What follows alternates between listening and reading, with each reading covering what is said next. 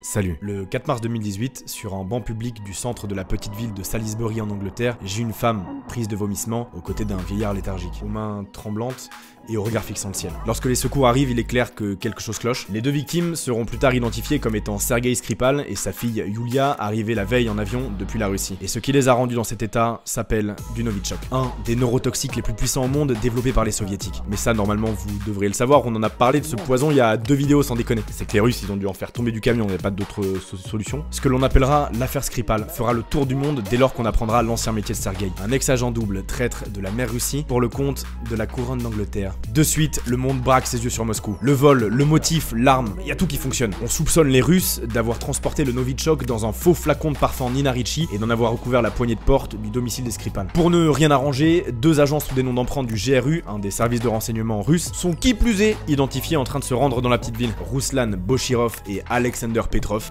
Ou plutôt Anatoly Chepiga et Alexander Mishkin. Heureusement qu'il est russe, hein, parce que ce nom en France, bon voilà, c'est pas... Bref, là c'est la volée de sanctions qui tombe, il y a plusieurs pays qui expulsent pour au total 150 diplomates russes, il y a aussi des sanctions économiques qui s'abattent sur le plus vaste pays du monde. La Russie fera évidemment de même, expulsant diplomates et dévoilant batterie de sanctions. Ah, et pour Sergei et Yulia, ils ont miraculeusement survécu et ont depuis complètement disparu de la circulation pour leur protection. Le problème c'est que selon certains, comme au hasard Alain Juillet, ancien directeur du renseignement à la DGSE, les Russes, bon voilà, ce serait un peu trop la cible facile. Si on veut être précis, Sergei avait été démasqué puis jugé et condamné en 2006 pour haute trahison en Russie. Il sera libéré en 2010 lors d'un échange de prisonniers entre les Russes et les Ricains qui le rendront aux Anglais. Donc, ce qui paraît étrange, c'est pourquoi Poutine se serait-il embêté, s'il avait un jour voulu buter Skripal, à le faire via une opération clandestine sur le sol anglais 5 ans après s'être servi de lui comme monnaie d'échange. Fallait juste le fumer en 2006 en fait, hein, après son procès, et puis personne n'en aurait plus jamais entendu parler. Skripal était-il mêlé à autre chose? Des soucis financiers? Un autre acteur dans l'histoire? Poutine était-il même au courant? En 2021, l'affaire n'est toujours pas résolue.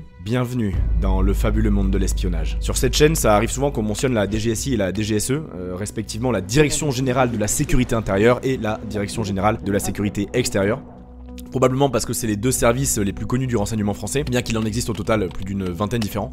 Savoir, c'est pouvoir. Il n'y a pas plus vrai. Et c'est d'ailleurs pour ça que je vous conseille le partenaire de cette vidéo, Coober, l'application française qui te propose des synthèses écrites ou audio de milliers de livres, podcasts ou même documentaires. Pour apprendre de nouvelles choses tout en gagnant du temps, c'est difficile de faire mieux. On peut trouver 1500 contenus sur la plateforme, répartis dans 20 catégories différentes qui vont de l'écologie, le développement personnel en passant par la psychologie. Et comme c'est concis, j'ai pris le temps de m'intéresser à des sujets auxquels je n'aurais pas forcément pensé autrement. J'ai écouté un petit paquet de leurs coups, et il y en a un en particulier de Brian Stewart qui s'appelle Why Spy? The Art of Intelligence, qui m'a bien interpellé. En fait, cet ancien espion revient sur à quel point notre monde moderne a été façonné par les interventions ou les laissés-faire des services de renseignement. De la survie même de l'URSS en passant par le 11 septembre ou des manipulations complètes d'État, enfin rien que ça. J'ai même fini par enregistrer la version audio du résumé pour que quand vous irez l'écouter sur l'application, vous soyez en terrain connu. En plus, ils ont fait un travail sur l'ambiance sonore qui est vraiment cool, t'as l'impression d'être plongé dedans. En fait, c'est même un peu comme si c'était devenu le prolongement de cette vidéo. L'abonnement en temps normal, c'est 6,66€ par mois, mais je vous ai négocié un mois gratuit pour que vous puissiez vous faire votre propre avis et 20€ de réduction pour les 200 premiers. Bref, si ça t'intéresse, il te suffit de suivre le lien en description. Parce que ce Coob, sincèrement pour moi, ça a été le point de départ pour me renseigner sur un sujet tentaculaire et vaste, et pourtant je me suis rendu compte vraiment méconnu du grand public. Quand on y pense, il y a une très bonne justification de notre sous-estimation de l'impact du renseignement sur nos vies. Les seules fois où on en entend parler,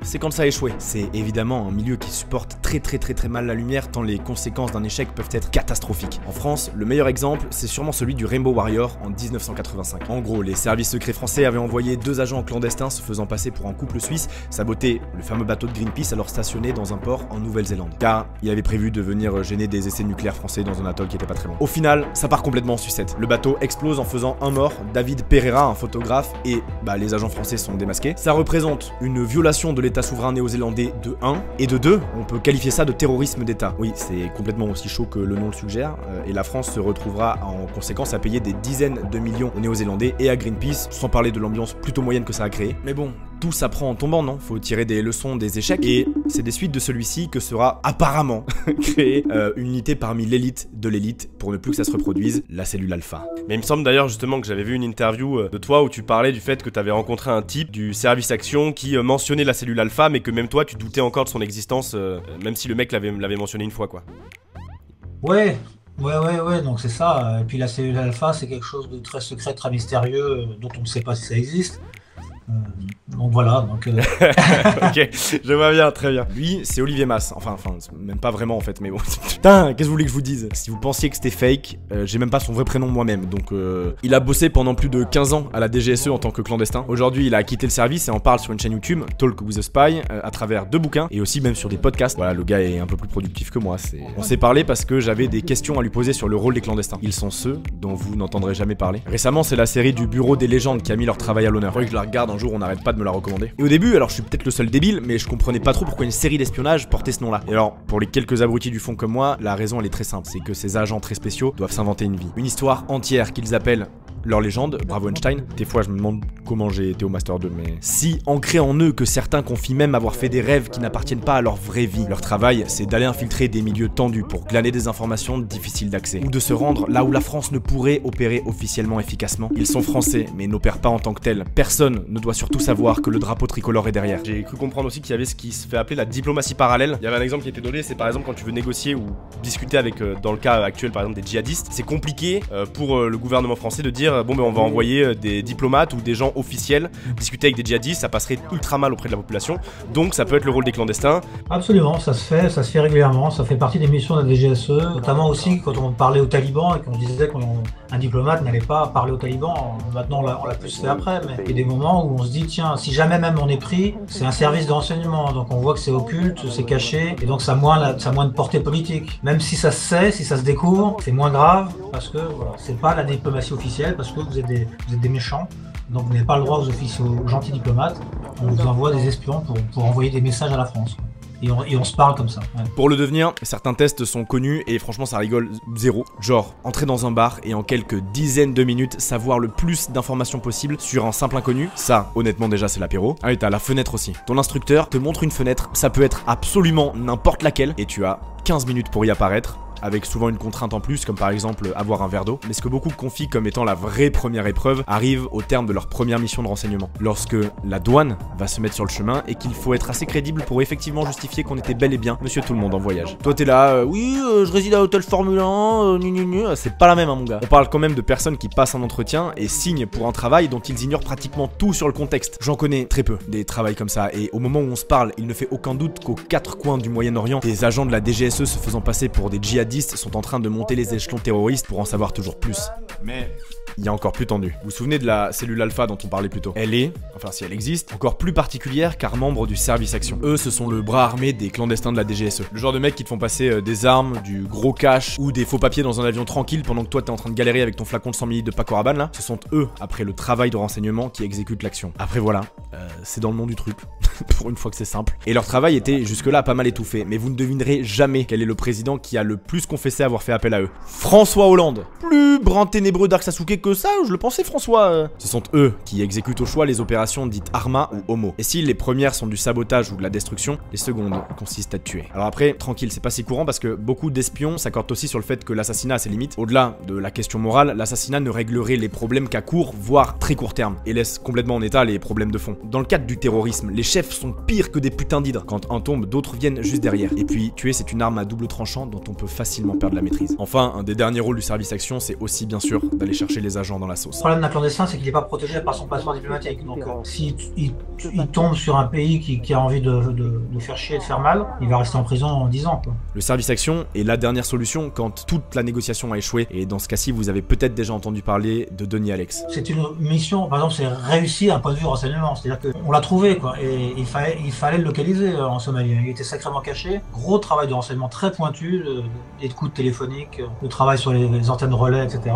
Donc on est arrivé sans se tromper à savoir où il était. Alors ensuite l'opération militaire, elle a raté, mais ça arrive quoi. Ça peut arriver. En 2009, 2 agents de la DGSE, Denis Alex et Marco Brière, se font capturer en Somalie par des chebabs. Le second arrivera à s'enfuir 40 jours après sa capture. Par contre, pour Denis, c'est le début d'année de galère qui commence. Comme l'a dit Olivier, au niveau du renseignement, c'est un succès total. Après 3 énormes années de recherche, il est finalement localisé à Boulomarir. Boulomarir, autrement synonyme de il y a encore moins de personnes là-bas que dans la diagonale du vide française. Faudrait peut-être que je réfléchisse à pas insulter le quart de ma commu quand j'écris des trucs moi. 50 hommes du service action qui se seront entraînés des mois durant pour ça dans une réplique grandeur nature du village seront envoyés au moment le plus sombre de la nuit, dans le plus plus grand des secrets pour le récupérer. Mais un Shebab dormant sous un drap au coin d'un mur qu'il n'avait pas remarqué brisera totalement l'effet de surprise en hurlant uniquement quelques secondes avant d'être immédiatement abattu. Donnie Alex sera exécuté sur le champ. Il mourra en comprenant que son pays venait le chercher, mais ça n'aura pas suffi. Un sergent-chef qui avait prolongé son service à la DGSE spécifiquement pour aller chercher Donnie sera tué en essayant d'ouvrir le portail au reste du commando. Quant à Patrice Rebout, chef du groupe, il sera grièvement blessé et mourra dans l'hélicoptère d'exfiltration. Les Shebab ont quant à eux comptabilisé 17 morts. En vrai, je vous mets les comptes rendus de l'opération en description parce que c'est digne de putain de film d'action, c'est ultra impressionnant. Mais dans cette histoire, il y a un truc qui est vraiment intriguant, c'est qu'on ne sait pas pourquoi Donnie et Mark se sont fait arrêter dès leur arrivée à Mogadiscio. Mais si les agents clandestins ont bien un point faible, et c'est peut-être vers ça qu'il faudrait regarder, ce qui est aussi paradoxalement leur grande force, ce sont leurs sources. Comme un journaliste, un espion va bosser avec des sources, et finalement un bon service de renseignement, c'est un service qui sait les gérer. Alors après, chaque source est particulière, il n'y a pas de contrat, il y a parfois des sources très établies qui ont donné beaucoup de bons renseignements et qui vont finalement avoir un fixe. Comme tu l'as dit, c'est un marché, quoi. Donc si tu fonctionnarises ta source en lui donnant à chaque fois beaucoup de fric, tous les mois, elle va avoir tendance à se relâcher, à donner des trucs pas très bons. Et donc, en général, on la rémunère au résultat, avec des primes aussi parfois. Il peut y avoir un petit fixe, donc la motiver pour travailler régulièrement pour nous. Et puis ensuite, au résultat, ça c'est un très beau renseignement, pof, voilà une prime. Une source, pour un agent de la DGSE, c'est quasiment tout, mais comme vous commencez à le comprendre, tout a deux faces et deux tranchants. Et ça peut aussi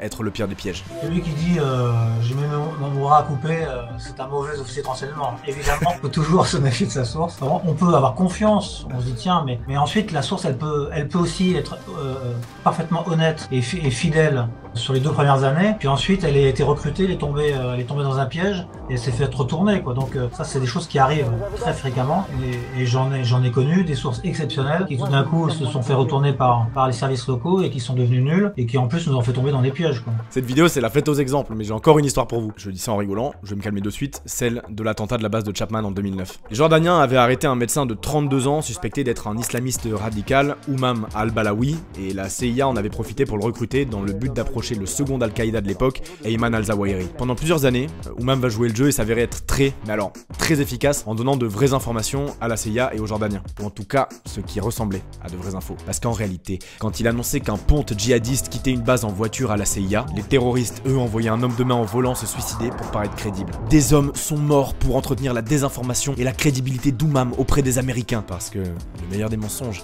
est celui qui a trempé dans un fond de vérité. Alors, tout ça finira à Khost, en Afghanistan, lorsque finalement l'agent triple se fera exploser lors d'une réunion avec la CIA, tuant 5 agents, un Jordanien, un Afghan et 2 membres de 10e, ancien Blackwater, une milice privée. Lourd bilan pour une source foireuse. Parce que c'est ça aussi le jeu de l'espionnage. Avec lui vient le contre-espionnage et la désinformation au cœur d'absolument tout. Lorsque vous trouvez un micro, mais ne le détruisez surtout pas, servez-vous-en plutôt pour faire passer des informations en carton. Et raconter des disquettes n'a pas toujours servi qu'aux Russes à faire de la désinformation de masse comme on pourrait l'imaginer en regardant uniquement l'actualité récente. Si Saddam est mort, si l'Irak a été envahi 2 fois, c'est bien que les États-Unis ont raconté volontairement n'importe quoi sur un programme nucléaire qu'on sait aujourd'hui bidon, tout ça pour aller sécuriser leur pétrole. Et si à l'époque la France n'a pas suivi et que Villepin a pu s'opposer à l'intervention dans un discours aujourd'hui célèbre, c'est que Chirac était bien informé par la DGSE. Et avec ce contexte, je peux pas ne pas vous parler d'une des sources les plus foireuses du monde, Curveball. C'est le surnom d'un certain Rafid Ahmed Alwan Al-Janabi, un ingénieur irakien réfugié en Allemagne qui, pour justifier son séjour, sa présence va raconter avoir des infos sur le nucléaire irakien et en connaître tous les détails. Les Ricains et les Anglais vont l'écouter parce qu'en gros, ça allait dans le sens de ce qu'ils voulaient entendre, et ces informations vont remonter jusqu'à l'ONU et participer à déclencher plus rapidement encore la première guerre d'Irak. En 2003,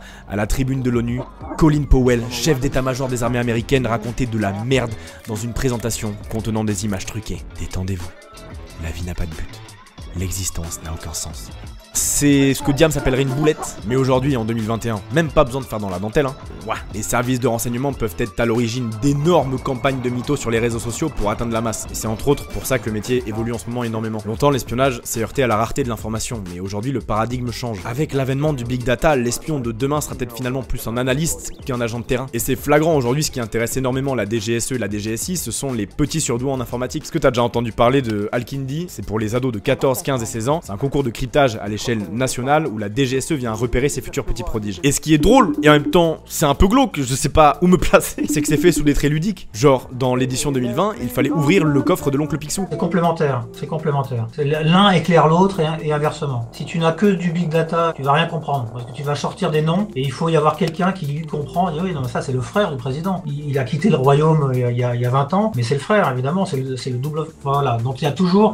Tu vas choper des trucs extraordinaires en technique que tu vas pas comprendre, et tu auras la source humaine qui est là sur le terrain, qui va t'expliquer ce que tu as récupéré. Tout ce qui est reconnaissance faciale, tout ça, on en a déjà parlé sur la chaîne. Mais c'est surtout avec l'espionnage et le renseignement numérique qu'on a pris l'ampleur de l'espionnage entre alliés. Et à propos de ça, il y en a tous les jours. On apprenait encore début juin que les US étaient branchés sur des câbles danois avec leur consentement pour espionner l'Europe au moins de 2012 à 2014. Alors pour te le situer, c'était en plein durant le bordel des révélations de Snowden. Voilà, donc visiblement il n'y avait pas trop de pression en plus. J'ai même lu une anecdote sur Manuel Valls qui râlait apparemment sur Hollande qui n'arrêtait pas d'envoyer des SMS pourtant facilement interceptables pour peu qu'on ait un appartement proche de l'Elysée et qu'on investisse quelques dizaines de milliers d'euros dans le matériel adéquat. Alors on explique que l'espionnage entre alliés permet un certain degré de réassurance. Mais la réalité c'est aussi et surtout que si le contre-terrorisme a occupé une énorme partie des effectifs ces dernières années, ce qui est de plus en plus dans le viseur aujourd'hui, c'est l'espionnage industriel et économique. Loïc Kervran, le président de la commission de vérification des fonds spéciaux, explique: vos alliés, même les plus proches, dans la lutte contre le terrorisme sont des adversaires potentiels en matière de renseignement économique. Et ça,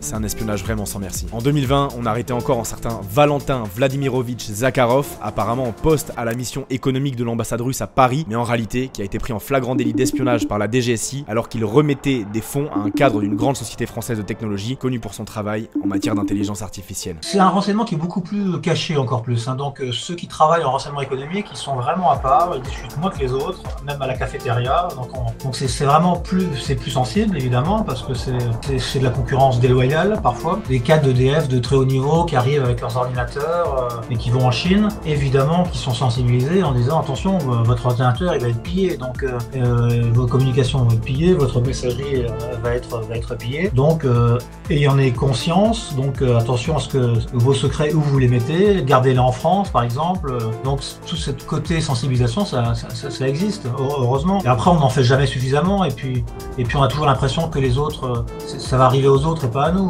Mais souvent on a des gens qui reviennent et qui disent voilà ça m'est arrivé ça et puis on leur explique voilà c'est classique ce qui vous est arrivé, on leur réexplique et ils disent ah mais ouais c'est bien sûr. C'est bien ça. Ouais, les cadres français qui ont des secrets sensibles, ils voient plus que les autres arriver des petits incidents. Là, on parle de vente de matériel truqué, de pose de malware et plein d'autres. Enfin, franchement, c'est vraiment chaud. C'est peut-être pas le premier truc qui nous vient en tête quand on pense aux espions, mais c'est tout sauf à sous-estimer. Avoir la connaissance, c'est s'assurer de pouvoir anticiper. Quant à garder son jardin secret, c'est protéger sa capacité d'initiative. Le monde change, c'est pas la première fois que je le dis. Ses yeux et ses oreilles aussi. Si le renseignement peut être la lumière dans les ténèbres, le bout du tunnel de l'ignorance, il doit aussi absolument être contrôlé. Il ne faut pas que la recherche spécifique devienne la surveillance de masse. Les dérives sont tentantes tant l'information est reine et cette discipline porteuse de réponses fera toujours tout pour rester dans l'ombre. C'est une lutte qui, lorsqu'on l'ignore, peut être le meilleur des signes, tout comme le pire des présages.